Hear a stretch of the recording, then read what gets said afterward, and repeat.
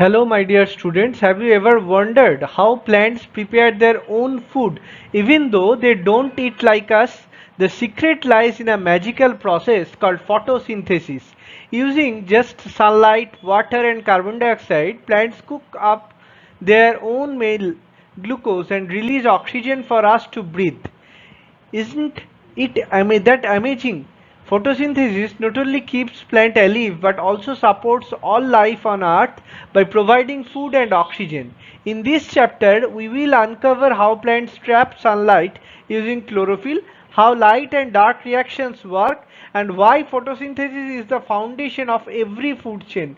Let's dive into this green factory of life and explore how plants truly make the world go round. The syllabus includes the process and its importance to life, experiments to show the necessity of light, carbon dioxide, and chlorophyll, formation of starch and release of oxygen, and ultimately the carbon cycle.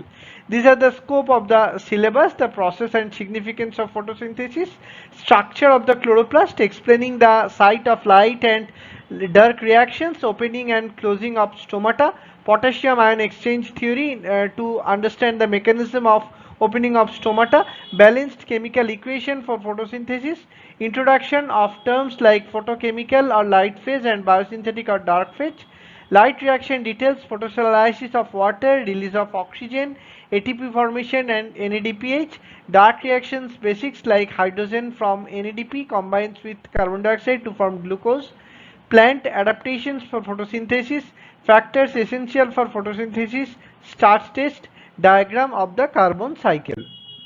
Plants. Plants are the self-food producers. All living organisms need food. And animals get food from plants, but plants prepare their own food through photosynthesis. What is photosynthesis? Photosynthesis is basically the process by which living plant cells containing chlorophyll produce food substances or glucose from carbon dioxide and water by using light energy. Plants release oxygen as a byproduct during photosynthesis. Importance of photosynthesis: food for all.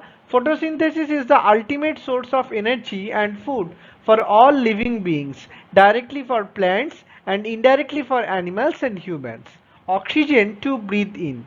Photosynthesis is the only biological process that releases oxygen into the atmosphere. Oxygen is essential for life. Without oxygen, no living being can survive. Chlorophyll, which is the vital plant pigment. The name chlorophyll comes from Greek words chloro means green and phyll means leaf. It is the green pigment found in plants located inside chloroplast. Chloroplasts are microscopic oval-shaped organelles with a double membrane. Inside there are thylakoids or flattened sacs arranged in stalks called grana. The grana are surrounded by a colorless ground substance called stroma. Each cell may contain 40 to 50 chloroplasts and there can be over 5 lakhs chloroplasts per square millimeter of leaf surface. The pigment chlorophyll is present in the walls of the thylakoids. Chlorophyll is made up of carbon, hydrogen, oxygen, nitrogen and magnesium. Chloroplasts are found mainly in mesophyll cells of leaves like palisade and spongy cells and in gourd cells of stomata. This is the structure of a chloroplast. Types of chlorophyll. There are 9 types of chlorophyll. The most important and abundant are chlorophyll A and chlorophyll B. They absorb blue and red light, most effective for photosynthesis and reflect green light, which is why plants look green. Too much light destroys chlorophyll. Chlorophyll is sensitive to light. Excess light can damage it. Grass growing in the shade often turns yellow because no new chlorophyll forms in low light and old chlorophyll breaks down. Regulation of stomatal opening for letting in carbon dioxide. Stomata are small pores on the lower surface of leaves allowing carbon dioxide to enter for photosynthesis. Guard cells control opening and closing. Open in light, CO2 enters, and closed in darkness, prevents water loss. So transpiration or water loss through stomata happens alongside photosynthesis. So the key idea is transpiration is the price which the plant pays for photosynthesis. So what is the difference between chlorophyll A and chlorophyll B? Chlorophyll A is a blue-green in color, chlorophyll B is yellow-green in color. Chlorophyll A chemical formula is C55H72O5N4Mg. Chlorophyll B formula is C55H70N6O6N4Mg. Chlorophyll A possesses a methyl group or CH3 group, and chlorophyll B possesses an aldehyde group or CH2 group. Chlorophyll A is called essential pigment as it can absorb and convert light energy into chemical energy. But chlorophyll B is called accessory pigment as it absorbs energy of different wavelengths and transfers it by resonance to chlorophyll A. The image shows that stomata are small pores on the lip surface that regulates gas exchange and water loss through transpiration. Their opening and closing are controlled by guard cells which have thick inner walls and thin outer walls. When guard cells are turgid, that is full of water, they curve outward and open the stomata, allowing carbon dioxide to enter and water vapor to exit. When they lost water and become flaccid, the stomata close, preventing water loss and conserving moisture in the plant. Stomatal movement basics. Opening and closing of stomata are due to movement of water in and out of guard cells. Guard cells have a thick inner wall facing the stomatal pore and a thin outer wall on the opposite side. Their cytoplasm contains chloroplast. The opening and closing of stomata based on potassium ion exchange theory. Influx of K plus into guard cells become hypertonic, endosmosis occurs and guard cells become turgid. So stomata open and photosynthesis stops during night time, then ATP is utilized. So efflux of K plus ions from the guard cells, then guard cells become hypotonic, then exosmosis occurs and guard cells become flaccid. So photosynthesis takes place in guard cells during daytime, production of ATP, influx of K plus into guard cells. So the theories of stomatal opening and closing, two main theories explain the mechanism. Potassium ion concentration theory, which is the modern concept. During daytime, chloroplast in guard cells photosynthesizes, so they produce ATP, and ATP then actively pumps potassium ions from neighboring epidermal cells into guard cells. High potassium ion concentration in guard cells makes them hypertonic. So water enters from epidermal cells by osmosis, guard cells swell, it will turgid and stomatal pores open. During night time, potassium plus ions leave guard cells, they become hypotonic. So water leaves, then guard cells become flaccid and stomata become closed. Sugar concentration theory, this is the old concept. During daytime, guard cells photosynthesize, glucose produced, higher glucose raises the osmotic pressure, water then enters from adjacent cells, guard cells then swell or turgid and stomata open. During closing, water storage, water leaves guard cells, that is exosmosis, and they become flaccid, stomata close. Closing of stomata, if leaf water content drops, water exits through guard cells and guard cells lost target, thick inner wall strengthen and stomata shut.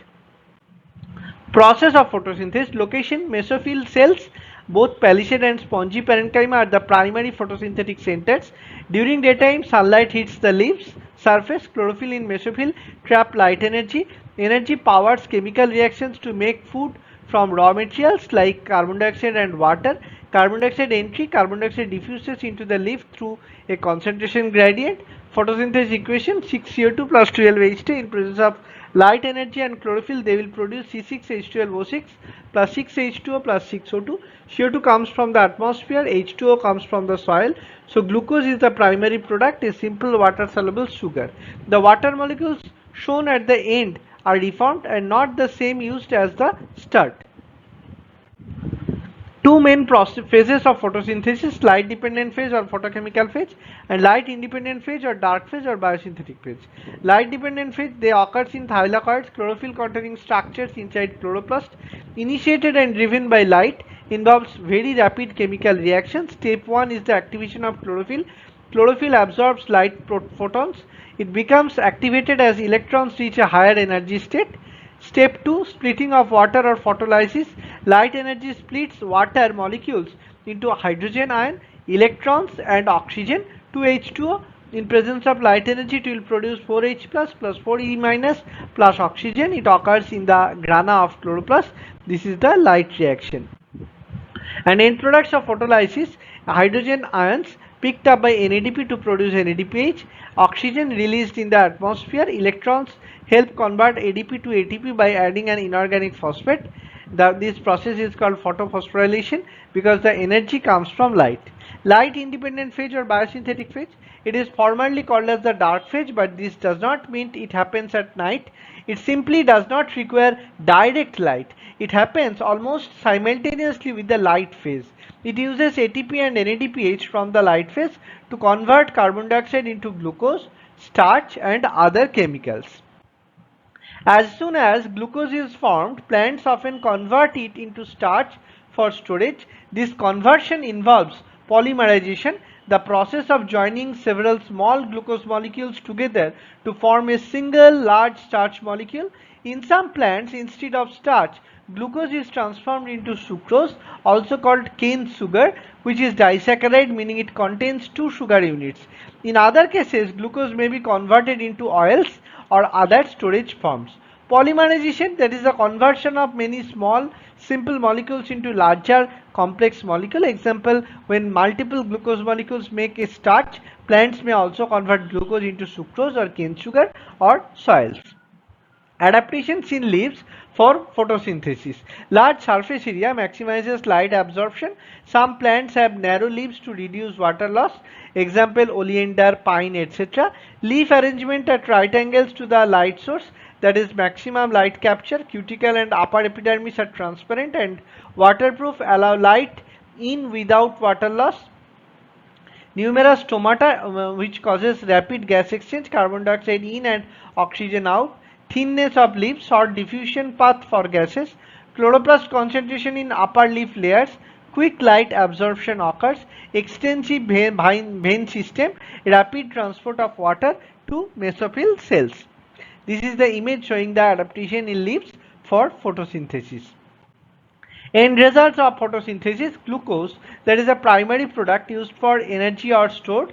Water reformed during the reactions, oxygen is released into the atmosphere. Fate of photosynthesis products: glucose. Glucose is the simple sugar formed in photosynthesis, can be used in four ways: immediately consumed by plant cells for energy, stored as insoluble starch for later use, converted into sucrose for transport. They are used in synthesis of fats, proteins and other compounds. Water, some of the water produced is reused in photosynthesis. Oxygen, a small portion is used in respiration within leaf cells or photorespiration. Most oxygen diffuses out through the stomata into the atmosphere. Even though plants release oxygen, it is not wasted. All organisms, including plants at night, require oxygen. Utilization and translocation of synthesized food. Glucose forms rapidly in leaves but can't be transported immediately to other parts because it is highly reactive. It is first converted into insoluble starch for temporary storage in the leaf. At night, starch is converted back into the soluble sugar and transported through the veins of the leaf and phloem to other parts of the plant. The transported sugar may again be converted into starch for storage, example in potato tubers, and used for energy. Factors affecting photosynthesis: there are 4 external and 3 internal factors.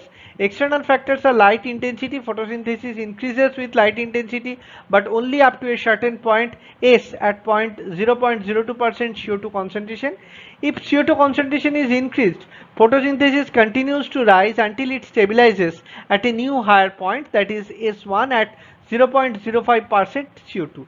Carbon dioxide concentration: higher CO2 levels push the photosynthesis rate higher before reaching saturation. Temperature: photosynthesis rate rises with temperature up to an optimum of around 35 degrees Celsius. Beyond 40 degrees Celsius, the rate falls because the enzymes are destroyed. At 10 degrees Celsius rise within a suitable range can double the photosynthesis rate. Water content: lack of water due to poor absorption or excessive transpiration causes stomata to close, reducing carbon dioxide intake. Only about 1% of water absorbed by roots is used in photosynthesis. Internal factors: chlorophyll. It is essential for trapping solar energy. Nutrient deficiencies can cause loss of chlorophyll, reducing photosynthesis efficiency. Protoplasm. If the protoplasm inside plant cells become dehydrated for any reason, the rate of photosynthesis decreases. Similarly, if carbohydrates such as sugar and starch build up inside the cells, the rate of photosynthesis also falls. This is because excess products can slow down the reactions. Essentially, the plant slows production when storage is full. Structure of the leaf, the cuticle thickness, stomatal distribution and leaf size influences how much light and carbon dioxide enter the leaf. These structural features directly impact the rate of photosynthesis. Daily, dawn to dusk natural changes in photosynthesis. Over a 24-hour period, light intensity changes naturally, so photosynthesis starts increasing from dawn, peaks around midday, and then declines as dusk approaches. Like animals, plants also respire. They take in oxygen and release carbon dioxide. During daytime, the oxygen produced by photosynthesis masks the oxygen consumption from respiration, leading to a net oxygen release. During darkness, photosynthesis stops and only respiration continues. This changes the surrounding air composition with more carbon dioxide being released. Photosynthesis at night, this is the special case. Certain plants, especially desert plants and epiphytes, can release oxygen even at night. They use a different photosynthetic process called the CAMP pathway, crassulacean acid metabolism pathway. In the CAMP pathway, carbon dioxide is fixed at night and they are used for photosynthesis during the daytime. Examples: aloe vera, tulsi, neem, people, etc. Now we go for some experiments. First one is the de-starching or removal of starch. So to test whether leaf contains starch or not. Before doing the experiment, plants are kept in the dirt for 24 to 48 hours. This removes starch from the leaves. Stored starch is used up since no photosynthesis occurs. Such a plant is called de-starch plant. Procedure to test a leaf for starch. A leaf is dipped in boiling water for about a minute. Purpose: kills the cells and stops further reactions. Boiling in methylated spirit or ethanol. The leaf is boiled in a test tube containing methylated spirit placed in a water bath. Purpose: it removes chlorophyll. Leaf becomes pale or white. Note: ethanol is flammable, so it is heated in hot water, not directly on flame. Placing again in hot water, the decolorized leaf becomes brittle, so it is dipped again in hot water to soften it. Adding iodine solution, the leaf is spread on a dish and covered with iodine solution. If the starch is present, leaf turns blue black. If starch is absent, leaf remains brown. Observation: blue-black colored starch presents, photosynthesis occurred, and if brown colored appears, no starch, so photosynthesis didn't occur. Experiment 1, to show that chlorophyll is necessary for photosynthesis. A variegated leaf means leaf or white parts, that is example coleus is used. The plant is discharged and kept in sunlight for a few hours. The leaf is then tested for starch. Observation: only the green parts that contains chlorophyll turn blue-black, while the non-green parts remain brown. Chlorophyll is essential for photosynthesis. This is concluded. This can be conclusion from this experiment. Experiment 2, to show that sunlight is necessary for photosynthesis. A discharged plant is used. Part of leaf is covered with black paper so that sunlight cannot enter through it, and the plant is placed in sunlight. The leaf is tested for starch. The exposed or lighted part turns blue-black. The covered part remains brown because sunlight is necessary for photosynthesis. Experiment 3, to show that carbon dioxide is necessary for photosynthesis. A discharged plant is taken and then take of its leaf is inserted into a flask with potassium hydroxide or KOH, which can absorb carbon dioxide. The other half remains exposed to air. After placing in sunlight, the leaf is tested for starch. The part exposed to air turns blue-black because the part inside the KOH does not. So conclusion: carbon dioxide is necessary for photosynthesis. Experiment 4, to show that oxygen is produced during photosynthesis. An aquatic plant like Elodia or Hydrilla is placed in water inside a beaker or covered with an inverted funnel. A test tube filled with water is placed on over the funnel. On exposure to sunlight, gas bubbles collect in the test tube. Observation: gas bubbles collect in the test tube. When tested with a glowing splinter, the gas rekindles the flame. Conclusion: oxygen is released during photosynthesis. Importance of photosynthesis. Photosynthesis is basically the basis of life on earth. Without it, all living beings would cease to exist. Provides food. Green plants or producer make food by photosynthesis. Herbivores eat plants, carnivores eat herbivores, and forming a food chain. Examples of food chains given in the image: uh, corn, rat, snake, hawk; grass, grasshopper, frog, snake, eagle. Even fungi and bacteria that feed on decaying matter are indirectly dependent on photosynthesis. Photosynthesis also can provide oxygen. Oxygen, the essential for respiration, is released into the atmosphere during photosynthesis. It is believed that before 2 billion years, photosynthetic organisms first released oxygen, making life possible on Earth. Carbon cycle. The carbon cycle describes how carbon dioxide circulates between the atmosphere, plants, animals, decomposers, and fossil fuels. Steps: photosynthesis. Green plants can absorb CO2 and convert it into carbohydrates, sugar, starch, etc. Food chains. Carbon passes from plants or producer to animals or like consumer. Respiration. Plants and animals respire, releasing carbon dioxide back into the air. Decay. Dead plants and animals are decomposed by bacteria and fungi, releasing carbon dioxide. Combustion or burning fuels: wood, coal, petroleum, and natural gas release carbon dioxide when burnt. Heating limestone. Burning limestone in lime kilns also releases carbon dioxide. Thank you for joining me on this journey into the green world of photosynthesis. We discovered how plants use sunlight, water, and carbon dioxide to prepare their own food and release life giving oxygen. From light reactions to dark reactions, every step in the process shows how plants act as the Earth's food producer and oxygen factories. Without photosynthesis, no food chain could exist, and life as we know it would not survive. Keep exploring biology, and remember, every breath you take is a gift from photosynthesis. Thank you.